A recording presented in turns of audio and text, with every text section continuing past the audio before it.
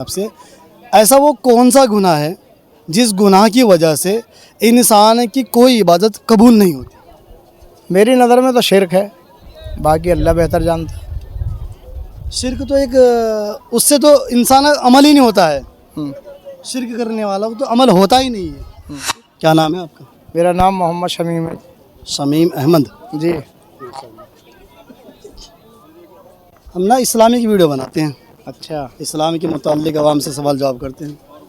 اجازت تو کچھ بات کر لیں۔ کر لو جی، اگر مجھے پتہ ہوگا تو بتا دوں گا بھائی۔ ہاں اور کیا ماشاء اللہ، یہ آپ نے بات بہت ہی زبردست کہی، اور یہ سب سے عمدہ بات ہے جی۔ کہ انسان وہی بتا سکتا ہے جو بندے کو پتہ ہو۔ نہیں، بتانا بھی وہی صحیح ہے، یہ نہیں کہ میری بے عزتی ہو جائے گی کچھ بھی بتا دوں۔ جی جی جی صحیح ہے۔ اچھا، آپ پیار محبت کے ساتھ میں سب سے پہلے آپ کلمہ سنا دیجیے۔ لا الہ الا اللہ محمد رسول اللہ۔ ماشاء اللہ۔ اچھا، اس کا کلمے کا مطلب معنی کیا ہے؟ لا الہ الا اللہ نہیں ہے کوئی معبود سوائے اللہ کے، حضرت محمد صلی اللہ علیہ وسلم اللہ کے نبی ہے، اس کے بندے اور اس کے رسول ہیں۔ صحیح۔ اچھا، یہ پوچھیں گے آخری پیغمبر کون سے ہیں؟ آپ ہی ہیں، آپ حضور پاک صلی اللہ علیہ وسلم، حضرت محمد صلی اللہ علیہ وسلم۔ اچھا، ہمارے نبی کا نام کیا ہے؟ نام بتا تو دیا، محمد۔ نام تو بہت ہیں آپ کے، احمد ہے، محمد ہے، مصطفیٰ ہے، اور بہت سارے نام ہیں، سارے تو مجھے یاد نہیں ہیں۔ ہاں، سارے تو یاد ہیں۔ اچھا، یہ پوچھیں گے ہمارے جو نبی ہیں ان کے کتنے نام قرآن میں آئے؟ بھائی یہ نہیں میں کہہ سکتا جی، اتنا مجھے علم نہیں۔ قرآن پاک نہیں پڑھے آپ؟ پڑھا ہوا ہوں لیکن یہ پتہ نہیں ہے کتنے نام ہیں۔ چلیے میں بتا دیتا ہوں، ماشاء اللہ، کوئی بات نہیں۔ قرآن میں ہے نا اللہ کے نبی علیہ السلام کے 2 نام آئے ہیں، اور جنہیں آپ نے دونوں کو بتا دیا آپ نے، اچھا، احمد اور محمد۔ اور محمد، ہاں محمد، احمد اور محمد، 2 نام ہیں قرآن پاک میں۔ اچھا، یہ پوچھیں گے کہ قرآن پاک میں لفظ محمد کتنی مرتبہ ہے؟ ایک دفعہ تو مجھے دھیان ہے جی، کہ جب وہ کچھ ایسے فرمایا اللہ نے کہ اگر محمد قتل ہو جائیں یا شہید ہو جائیں تو کیا تم یعنی مقصد یہ کہ پھر جاؤ گے؟ تو ایک تو یہی ہے جو محمد کہہ کے پکارا، اور بھی ہو شاید، تو اور مجھے ٹھیک سے پتہ نہیں۔ چلیے ماشاء اللہ۔ دیکھو، یہ جو میں سوال جو آپ سے جو کر رہا ہوں یہ ہے نا ہمارے لوگوں کے نا جانکاری کے لیے، ہماری نالج کے لیے۔ نہیں، صحیح ہے، آدمی کو بیدار کرنا ضروری ہے بھائی، ایسا آدمی کو علم تو ہونا چاہیے۔ بہت سے لوگوں کو کلمہ بھی پتہ نہیں ہوتا، اور یہ بھی پتہ نہیں ہوتا کہ بھائی ہمارے نبی کون ہیں، ان سے ہمارا کیا تعلق ہے، کیا ہونا چاہیے۔ بس غفلت میں زندگی جا رہی ہے اپنا۔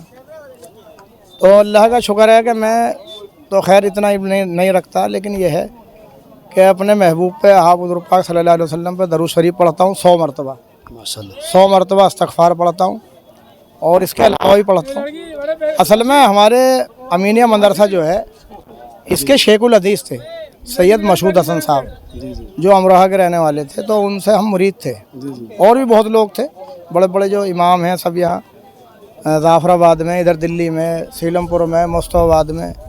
تو اللہ کا شکر ہے تو تھوڑا بہت ہم حاصل ہوا، ہاں بس یہ ہے۔ اچھا چاچا، یہ پوچھیں گے آپ سے، جیسے آپ نے بتایا کہ ہم نبی پر 100 مرتبہ درود پڑھتے ہیں، تو درود نبی پر پڑھا کیسے جاتا ہے؟ دیکھو، ایک درود تو ہم تو یہ پڑھتے ہیں، ویسے تو نماز والا تو ہے ہی اپنی جگہ، باقی یہ پڑھتا ہوں میں تو اللہم صلی علی سیدنا و مولانا محمد و علی آلہ و صحابہ و بارک و سلم کما تحب و ترضا عدد ما تحب و ترضا۔ ہمارا درود شریف یہ ہے جو ہمیں سلسلے سے ملا ہوا ہے، یعنی صحابہ اکرام کو بھی ہے، اس میں اللہ کے نبی کا بھی ہے، آپ کی آل کا بھی ہے، صحابہ اکرام کا بھی ہے، اور یہ ہے مقصد، اس میں سلام بھی ہے اور درود بھی ہے، وہ بارک و سلم۔ اچھا، آپ سے اگر یہ پوچھا جائے کہ درودوں کے اندر جو سب سے اعلیٰ درود ہے وہ کون سا ہے؟ نماز والا ہی ہے، درود ابراہیم۔ ماشاء اللہ، یہ بہت عمدہ بات کہی آپ نے کہ مقدس بات ہے، اور سارے جو درود ہیں یہ سب سے بڑا درود ہے، اور سب سے عمدہ اور سب سے اعلیٰ درود ہے۔ جی جی۔ اچھا، ماشاء اللہ، آپ نے بہت اچھی بات ہے۔ اچھا، یہ پوچھیں گے آپ سے، اگر پیغمبر صلی اللہ تعالی علیہ وسلم پر ہم کو سلام بھیجنا پڑے تو کیسے سلام بھیجیں گے؟ دیکھو جی، ہمارا تو میں نے آپ کو بھی بتایا کہ ہمارا تو یہی دیا ہوا ہے، وہ بارک و آپ نے یہ درود بتایا سلام کی بات، اسی میں تو سلام ہے، وہ بارک و سلم، یہ تو ہو کہ گیا۔ آپ پہ برکت بھی ہو اور سلام بھی ہو۔ اب وہ مقصد کیا ہے کہ دیکھو، ایک تو سلام ہو گیا کہ جیسے مثال کے طور پہ ہمارے بریلوی بھائی پڑھتے ہیں جی جی کہ نماز سے پہلے یا بعد میں جیسے وہ پڑھتے ہیں صلاۃ و سلام یا رسول اللہ یا نبی اللہ، اس طرح سے پڑھتے ہیں۔ جی۔ لیکن اب ہمارے اکابر یہ کہتے ہیں کہ بھئی جو عربی ہے وہ سب سے افضل ہے، تو عربی میں ہی سلام کرو، ٹھیک ہے یہ سلام بھی ہم جو اس کو غلط نہیں مانتے, خاص طور سے میں نہیں مانتا, کیونکہ سلام ہے اس میں کوئی بری بات نہیں ہے کہ صاحب لوگ, اب ایک صاحب نے بتایا کہ میں جو سلام پڑھ رہا تھا اور برابر میں سے پڑوسی نکل کے آیا کہ میں تم ادھم مچاتے ہو صبح صبح, یہ غلط ہے بات میری اپنی نظر میں. ٹھیک ہے ان کا اپنا طریقہ ہے تو یہ بھی اپنی جگہ صحیح ہے, لیکن ہمارے اکابر یہ کہتے ہیں کہ بھئی عربی جو ہے سب سے افضل ہے, اس کا سلام جو ہے وہی پڑھو. جیسے اب یہ سلام ہے مبارک وسلم تو ہم اسے پڑھتے ہیں, لیکن اس طرح سے نہیں پڑھتے کہ سلام ہو آپ پر, ایسے بھی کہنے میں کوئی وہ نہیں ہے, لیکن باقاعدہ ایک طریقہ نہیں بنا رکھا. اچھا آپ سے یہ پوچھیں گے, قرآن پاک کے اندر اللہ نے حکم دیا کہ تم درود بھیجو میرے نبی پر, تو آپ کو پتہ ہے وہ کون سی آیت ہے؟ نہیں یہ مجھے پتہ نہیں جی, یہ تو مجھے پتہ ہے کہ ایسا ہے, لیکن یہ پتہ نہیں کہ وہ کون سی آیت ہے, کہاں ہے. چلیے انشاءاللہ میں بتا دیتا ہوں. جو وہ قرآن پاک کی وہ 22ویں پارے کے اندر آیت ہے, جس میں اللہ سبحانہ وتعالی نے فرمایا ان اللہ و ملائکتہ یصلون علی النبی یا ایھا الذین آمنوا صلوا علیہ وسلموا تسلیما, کہ میں یعنی کہ خود خدا ہمارے نبی پر درود و سلام بھیجتا ہے, اور مسلمانوں تم بھی اپنے اس نبی پر یعنی کہ محمد پاک پر درود و سلام بھیجو.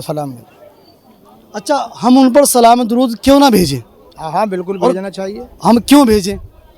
بھائی بھیجیں تو یہ کہ آپ نے ہمارے لیے دنیا میں زبردست قربانیاں دی ہیں, اور پھر ایک تعلق کی علامت ہے کہ اگر ہم آپ پہ درود پڑھیں گے تو ہمارا آپ سے تعلق ہے, یہ ثابت ہو رہا ہے کہ ہمارا آپ سے تعلق ہے. اور اگر ہم آپ کو بالکل نظر انداز کر دیں تو یہ جو ہے بے وفائی کی علامت ہے میری اپنی نظر میں. جی صحیح ہے, یہ ہے کیونکہ پیغمبر علیہ الصلوۃ والسلام کے ہم پر کروڑوں احسان, بے انتہا جی, اس سے بھی زیادہ کہیں, اس سے کہیں زیادہ ماشاءاللہ آپ نے بتایا کہ ہم ان کے ہونا کہیں بھی کسی جگہ بھی فراموش نہیں کر سکتے. بالکل جیسے قیامت کے دن جب حساب کتاب کا لوگ حساب کتاب لے جائیں گے اور میدان حشر کے اندر ہر بندہ اپنے آپ کو بھول جائے گا اور نبی اپنی قوم کو بھول جائیں گے, مگر ایک آواز آئے گی وہاں پر. جی بالکل.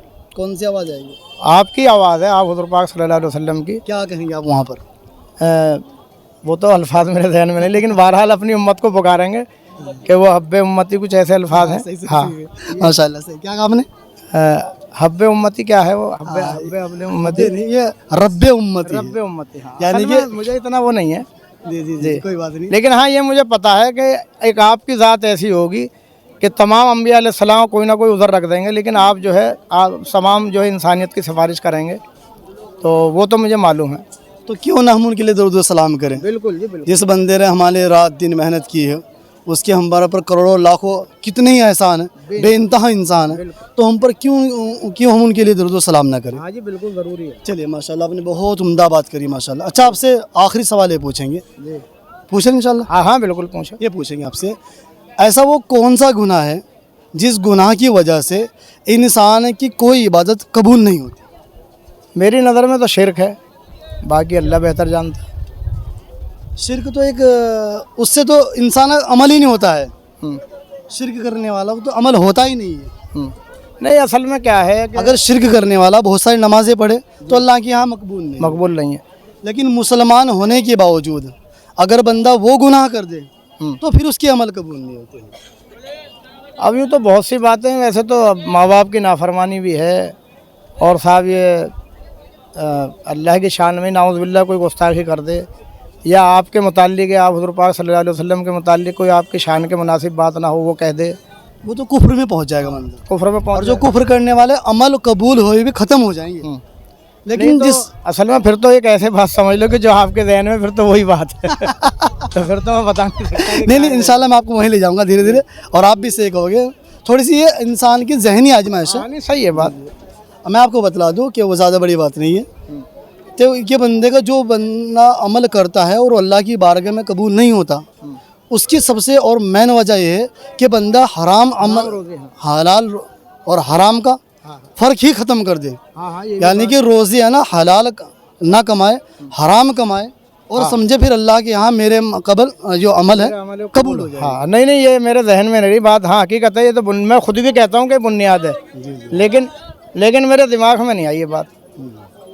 اچھا ماشاءاللہ مل کے کیسا لگا بتائیے؟ بہت اچھا لگا ماشاءاللہ. اصل میں یہاں ماحول ہے. کوئی بات نہیں, تھوڑی سی ان سے بات کروں, مجھے بلا رہا ہے. نہ اس سے بات. اچھا آخری بات آپ سے یہ کریں گے, جو ہمارے دیکھنے والے درشک ہیں انہیں کیا پیغام دو گے آپ؟ بھائی میں تو یہی کہوں گا کہ بھائی اللہ کی عبادت کرو, और अपने छोटे बड़े का अदब लिहाज करो, जो बुराई हैं उनसे बचो और ज़्यादा से ज़्यादा दीन का इल्म हासिल करो।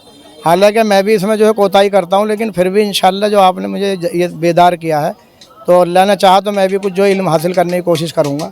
चलिए बहुत बहुत लेकिन शुक्रिया। ये है कि मैं समझता हूँ कि आज इतना इल्म आदमी को है कि जिस पर उसकी निजात हो जाए, हाँ ये सही आप समझिए। लेकिन क्या है कि आदमी अब जो है इल्म की कमी नहीं है। मिसाल के तौर पे कोई बात आपको नहीं आती, जगह जगह मदरसे है, मस्जिद है, मालूम कर लो, लेकिन आदमी खुद जो है अपना ढीला हुआ है अमल के मुतालिक। तो ये है बात। चलिए माशाल्लाह मिल से आपसे बड़ी खुशी है इंशाल्लाह। अल्लाह और ताला आपको भी खुश रखे, आप दोनों भाइयों को, बहुत बहुत शुक्रिया। और अल्लाह ताला इससे जो है लोगों को कोई अच्छा पैगाम पहुँचाए।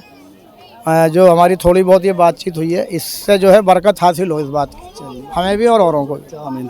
जिसमें गलती होती है अल्लाह उसको माफ़ फरमाए और हम सबको अमल की तौफीक अता फरमाए। अस्सलामु अलैकुम व रहमतुल्लाहि व बरकातहू। तो यहाँ कहाँ पे हैं आप?